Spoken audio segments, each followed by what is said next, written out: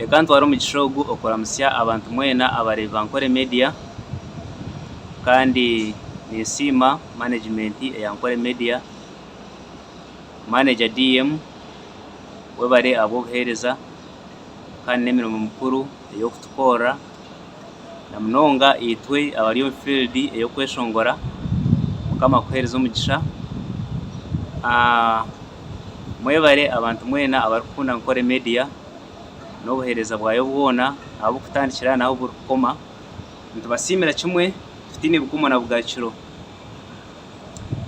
Okweyanjura amazina gangye ninyetwa Julius Wire kandi ndi omweshongozi owa gospel. Ninyeshongora ningasi ninyeshongora ebyeshongoro ebikwatiine n'enjiri. Obuheereza obu ndikukora ninkora obuheereza ndikurabira omu byeshongoro, so kugira nti ekigambo kya Ruhanga kibaase okuhika n'omu myanya etari emwe n'emwe ahabw'okuba iraka ery'okweshongora ndihikahare okusinga obwire obwingi. Julius Wire nooha ningasi nazaaribwa nkahi? Ninzaarwa omu kicweka ekirikwetwa eky'Akajumbura ka Rwenyi erikushangwa omuri Kyegegwa district. So my plan in the next 2 years ningasi enteekateeka yangye omu myaka 2 erikuza kweyongyeraho n'okureeba nti gospel music ei ndikukora ningasi ebyeshongoro ebi ndikukora byaruga aha rurengo eby'okushangwa nti nibimanywa Julius na munywani wa Julius n'omunyabuzaare wa Julius n'abantu abamwetoroire. Wakireeba ebyeshongoro ebyo bya penetratinga ningasi byataaha omunda byahika mikutu yoona kandi byamanywa buri hamwe hoona. Why? Kubanga obu n'obuheereza of which twine kuba nitubuteekamu amaani nangwa n'owakuba nookora ningasi nooteekamu kugira nti ekyeshongoro kyeyongyereyo tokamanya kibaasa kukwata omutima gw'omuntu omwe ninga babiri, omuntu owa naaraba omu mbeera kigire oku kyamuhindura kigire oku kyamugarramu amaani. Aha bwakinyowe naasoziremu kugira nti ntwara omu maisho okweshongora ningasi naasoziremu kugira nti mbe omweshongozi. Abantu biine ebintu by'enjawulo ningasi ebintu by'entandiso ebikubadrivinga ningasi ebikubavuga kubatwara omu kintu. Konka nyowe nk'omuntu tindabiire driven by any of other forces.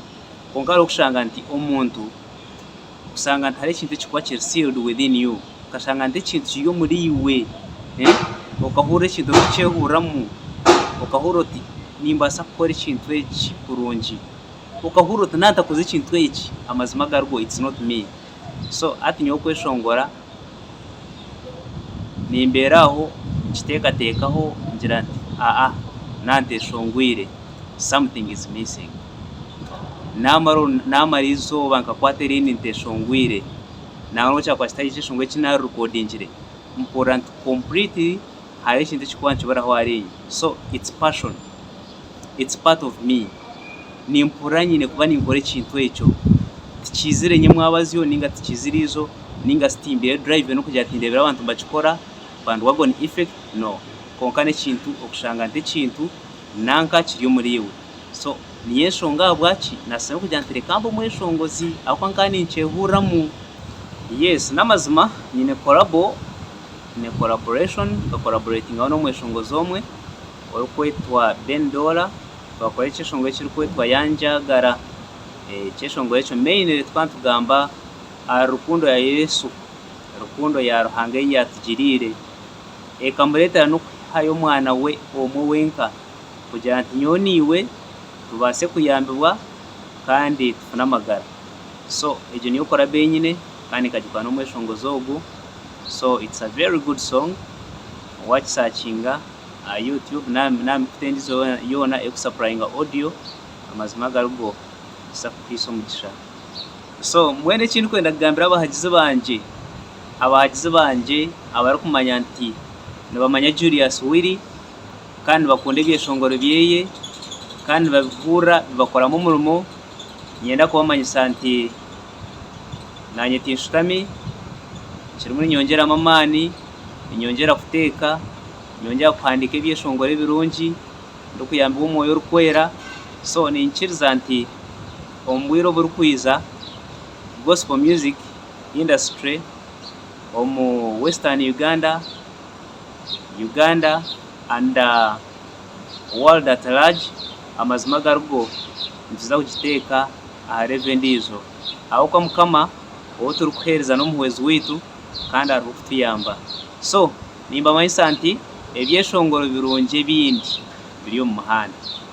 Mbwenu ekyandeetiire naprefaringa ningasi nakunda okukora ebyeshongoro ebya gospel ningasi eby'ediini kandi nkareka bire ebyeshongoro ebindi, ekyokuba kya byona nkurira hansi y'omusingi ogw'okwikiriza kandi ndikuheereza Ruhanga. Kandi ekintu kya kabiri nyine kuba ninkimanya nti okweshongora nandi omurokore nyine kweshongora ebyeshongoro ebikuhiisa Mukama Ruhanga ekitiinisa, ebyeshongoro ebikuhiimisa Ruhanga. Nokireeba ahabw'okuba okweshongora n'obuheereza. So niyo enshonga ahabwaki nasazireho nkagira nti apana, mbwenu tindikwiza kugenda ebyeshongoro biriya, ninza kusigara aha side egi nkora ebyeshongoro ebikuhiimisa Mukama Ruhanga witu. Ahabw'eki ahabw'okuba niyo family eyinkubirongingamu. Ekibuuzo ekirikubuuza nti nkatandika ryari okweshongora.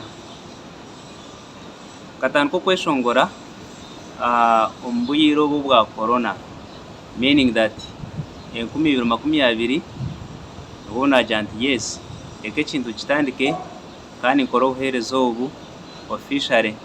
However much n'okuruga enyuma nkanyize ndikweshongora ningasi nkanyize ndikukunda ekintu ky'okweshongora konka officially kugira nti ekintu nkifuure ningasi nkihindure official, nkitwara omu maisho nkiha level ei nabendiho nkiteeka level ndiizo, nkatandika omu mwaka ogw'2020 nibwo natandika okweshongora. Eshaaha egi ndi omu ihanga erya Kata kandi hari witu nk'oku naanabagambiire apana oihireho ndiyo ahabw'okugira nti mbaase kandi kukora emirimo erabaase kunyamba nanye okwombeka enyuma. So niyo enshonga ahabwaki ndi omu ihanga erya Kata ndiyo nk'omukozi okugyekuumiraho kandi ahabw'okusigara mukugisapotinga omu kasheshe n'omu ihangwe hamwe n'ekiro, mwebare okugikunda kandi mwebare okugihagira. Mbwenu omu music industry eshaaha ezi nyine ebyeshongoro 5. Omuri ebyo nyinemu ekyeshongoro ekirikwetwa Holy Spirit, ekyeshongoro ekine video yakyo kandi waza YouTube channel yanje Julius Wire nono okifunagye. Ninkushaba nti ogenda okisakinge, okiwatchinge, okilikinge kandi okomentinge kandi okisharinge. N'ebyeshongoro ebindi ebinyine nyine ekyeshongoro ekirikwetwa Yanjagara, Holy Spirit, Alpha and Omega, nyine ekyeshongoro ekindi ekirikwetwa Nindondiiwe hamwe na Nitwetaaga Yesu.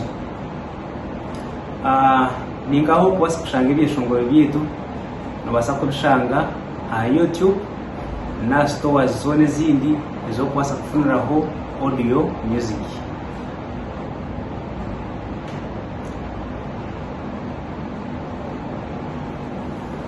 So ekinkugambiraho abahagizi banje ningasi abantu mwena abokukunda ebyeshongoro nimbamanyisa nti muze aha stores ezenjawulo, muza YouTube mufollowinge kandi murayikinge pages zanje nka Facebook page, mufollowinga Twitter, Instagram, TikTok hamwe na YouTube. Mwiza kuba nimufuna ebyeshongoro byona ebirungi ebisya hamwe n'ebikade kandi turi muntu planninga okureta music ekusingaho n'oburungi n'okusinga eitu etwarorezingire. So bantu mwe nimbashaba okumfollowinga, nimbashaba okumpagira, nimbashaba okutambura hamwe nanye mu industry egi eiturumu. Last day nyenda kuramusyaho abazire banje abari okumuri Kyegegwa, Mwami Wesley Wilson hamwe na mami wanje hamwe na family members bona.